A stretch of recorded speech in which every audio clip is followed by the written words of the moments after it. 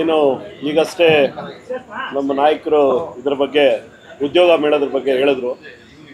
Last ಏನು process ಆಯಿತು, ಹೇಗಾಯಿತು ಅಂತ ಅದರಲ್ಲಿ ಭಾಳಷ್ಟು ಜನಕ್ಕೆ ಅವಕಾಶ ಸಿಕ್ಕಿದೆ, ಇನ್ನು ಕೆಲವಷ್ಟು ಜನಕ್ಕೆ ಅವಕಾಶ ಸಿಕ್ಕಿಲ್ಲ ಅನ್ನೋ ಫೀಡ್ಬ್ಯಾಕು ನಮ್ಮ ಆಫೀಸ್ಗೆ ತಲುಪ್ತಾ ಇದೆ. ಸೊ ಆ ನಿಟ್ಟಿನಲ್ಲಿ ನಮ್ಮ ನಾಯಕರಾದ ಆದಿನಾರಾಯಣವರು ಇನ್ನೊಂದು ಯೋಚನೆಯನ್ನು ಮಾಡಿದ್ದಾರೆ. ಅದೇನು ಅಂದರೆ, ಈಗ ಭಾಳಷ್ಟು ಜನಕ್ಕೆ ಅಲ್ಲಿ ಆಪ್ಷನ್ ಸಿಗಲಿಲ್ಲ ಅಂದರೆ ಅದಕ್ಕೆ ಕಾರಣಗಳಿದೆ.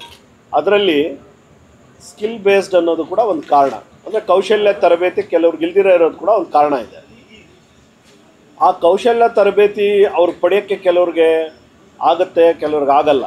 ಸೊ ಅದಕ್ಕೋಸ್ಕರ ಈಗ ಮುಂದುವರೆದ ಭಾಗವಾಗಿ ಕೌಶಲ್ಯ ತರಬೇತಿ ಕೇಂದ್ರನ ಒಂದನ್ನು ಮಾಡೋಣ ಮುಳಬಾಗಿಲಿನಲ್ಲಿ. ಆ ಕೌಶಲ್ಯ ತರಬೇತಿ ಏನಿದೆ ಅಲ್ಲಿ ಇಲ್ಲಿ ಯಾರಿಗೆ ಅವಶ್ಯಕತೆ ಇದೆ ಅವ್ರಿಗೆ ಇಲ್ಲಿ ಕೊಡ್ಸೋಣ ಅನ್ನೋ ನಿಟ್ಟಿನಲ್ಲಿ ಕೂಡ ಈಗ ಹೊಸದಾಗಿ ಒಂದು ಯೋಚನೆಯನ್ನು ಮಾಡ್ತಾಯಿದ್ವಿ. ಅದಕ್ಕೆ ಮುಂದೆ ಎಲ್ಲಿ ಅದು ಮಾಡಬೇಕು, ಜಾಗ ಏನು ಅನ್ನೋದು ಎಲ್ಲ ನಾಯಕರು ಸೇರಿ ನಿರ್ಣಯ ತೊಗೊತದೆ.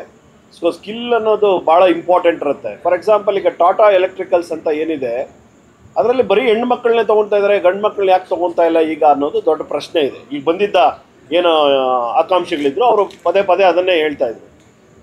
ಏನಕ್ಕೆ ಅಂದರೆ ಅಲ್ಲಿ ಪರ್ ಅವರ್ ಇಷ್ಟು ಫಾಸ್ಟಾಗಿ ಮಾಡ್ತಾರೆ, ಹಾಫ್ ಆನ್ ಅವರ್ಗೆ ಇಷ್ಟು ಪ್ರೊಡಕ್ಷನ್ ಆಗುತ್ತೆ, 1 ಅವರ್ಗೆ ಇಷ್ಟು ಪ್ರೊಡಕ್ಷನ್ ಆಗುತ್ತೆ. ಹೆಣ್ಮಕ್ಳಿದ್ರೆ ಕಾನ್ಸಂಟ್ರೇಷನ್ ಜಾಸ್ತಿ ಇರುತ್ತೆ ಮತ್ತು ಅವ್ರು ಮಾಡೋವಂಥ ಆ ಕೆಲಸ ಟಕ್ ಅಂತ ಮಾಡಿ ಅವ್ರಿಗೆ ಪ್ರೊಡಕ್ಟಿವಿಟಿ ಅಂತ ಹೇಳ್ತೀವಿ, ಅದು ಜಾಸ್ತಿ ಇರುತ್ತೆ ಅನ್ನೋ ನಿಟ್ಟಿನಲ್ಲಿ ಅವ್ರನ್ನ ತೊಗೊತಾ ಇರ್ತಾರೆ. ಗಂಡು ಮಕ್ಳು ಏನಾಗುತ್ತೆ ಅಂದರೆ ಸ್ವಲ್ಪ ಡೈವರ್ಷನ್ ಆಗ್ತಾರೆ. ಅವ್ರಿಗೆ ಫಾರ್ ಎಕ್ಸಾಂಪಲ್ ಅವರು 10 ಮಾಡೋದಿದ್ರೆ ಇವರು 5-6 ಮಾಡ್ತಾ ಇರ್ತಾರೆ. ಅದಕ್ಕೆ ಹೈಯೆಸ್ಟ್ ಪ್ರಿಫರೆನ್ಸ್ ಹೆಣ್ಣು ಮಕ್ಳಿಗೆ ಕೊಡೋ ನಿಟ್ಟಿನಲ್ಲಿ ಟಾಟಾ ಎಲೆಕ್ಟ್ರಿಕಲ್ಸ್ ಅವರು ಭಾಳಷ್ಟು ಹೆಣ್ಣು ಮಕ್ಕಳಿಗೆ ಅವಕಾಶ ಕೊಡ್ತಾ ಇರ್ತಾರೆ. ಈಗ ಎಲ್ಲರೂ ಕೂಡ BSc ಮಾಡಿರ್ತಾರೆ, BEನೂ ಮಾಡಿರ್ತಾರೆ, ಅಥವಾ ಇನ್ನೇದೋ MBA ಮಾಡಿರ್ತಾರೆ. ಆದರೆ ಒಂದು ಕಂಪನಿಗೆ ಅವ್ರದ್ದೇ ಆದ ನಿಟ್ಟಿನಲ್ಲಿ ಒಂದು ಅವಶ್ಯಕತೆ ಇರುತ್ತೆ. ಫಾರ್ ಎಕ್ಸಾಂಪಲ್, ಆಗಲೇ ಒಬ್ರು ಮಾತಾಡ್ತಾ ಇದ್ರು, ಒಂದು ಕಂಪ್ನಿ ಹೇಳ್ತಾ ಇತ್ತು ಆರ್ಟಿಫಿಷಿಯಲ್ ಇಂಟೆಲಿಜೆನ್ಸ್ AA ಅಂತ. ಈಗ ಹೊಸ ಕಾನ್ಸೆಪ್ಟ್ ಏನು ಬಂದಿದೆ ಆ ಸಾಫ್ಟ್ವೇರಲ್ಲಿ, ಆರ್ಟಿಫಿಷಿಯಲ್ ಇಂಟೆಲಿಜೆನ್ಸ್ ಅಂತ. ಆ ನಿಟ್ಟಿನಲ್ಲಿ ಯಾರಾದರೂ ಮಾಡಿದರೆ ಬೇಕು ಅಂತ ಹೇಳ್ತಾ ಇದ್ರು. ಮೊದಲು ಕಂಪ್ಯೂಟರ್ ಸೈನ್ಸ್ ಮಾಡಿದರೆ ಸಾಕು ಅಂತ ಇದ್ರು. ಹೇಗೇನು ಅದರಲ್ಲಿ ಲ್ಯಾಂಗ್ವೇಜಸ್ ಮಾಡಿದಾರಾ, ಫರ್ದರ್ ಅಡ್ವಾನ್ಸ್ಡ್ ಏನಾದ್ರು ಮಾಡಿದಾರಾ ಅನ್ನೋ ನಿಟ್ಟಿನಲ್ಲಿ ಸುಮಾರು ಕ್ವಶನ್ಗಳು ಬರ್ತಾಯಿತ್ತು.